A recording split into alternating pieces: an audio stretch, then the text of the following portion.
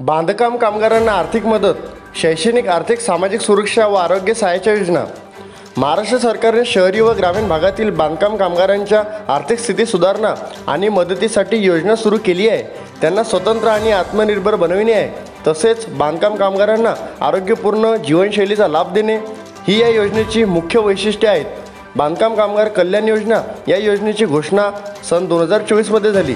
ही योजना शहरी व ग्रामीण भागातील बांधकाम क्षेत्रातील कामगारांच्या कल्याणासाठी आणि सामाजिक सुरक्षिततेसाठी आहे। 19,000 बांधकाम कामगारांची नोंदणी। नागपूर जिल्ह्यात शासकीय आणि खासगी बांधकामाचे प्रकल्प सुरू आहेत। कामगार उपायुक्त यांच्याकडून आस्थापना नोंदणी, बांधकाम कामगार नोंदणी व बांधकाम कामगारांच्या सुरक्षेची काळजी घेण्याचे आवाहन करण्यात आले आहे। नागपूर शहर कार्यालयांमार्फत जवळपास 19,395 बांधकाम कामगारांची नोंदणी केली आहे। योजनेअंतर्गत शैक्षणिक आर्थिक सामाजिक सुरक्षा व आरोग्य सहाय्याच्या योजना राबविण्यात येतात। नोंदणी कोणी करायची? महाराष्ट्र इमारत व इतर बांधकाम कामगार कल्याणकारी मंडळ नागपूर शहर कार्यालयांमार्फत बांधकाम कामगारांची नोंदणी व नूतनीकरण करण्यात येते। नोंदणीसाठी बांधकाम कामगारांचे वय 18 ते 60 असावे।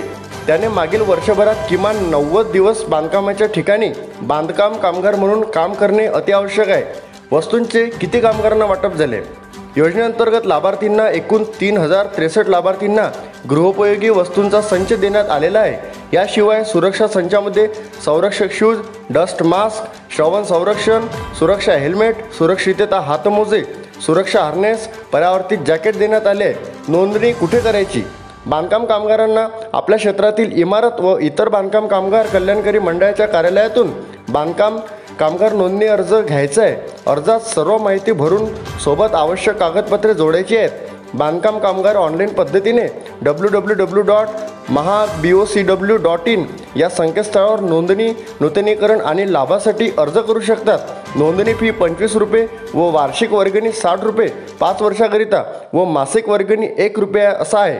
प्रत्येक बातम्या तुमच्या मोबाईलवर सर्वात आधी पाहण्यासाठी आताच आमच्या चॅनलला सबस्क्राईब करा।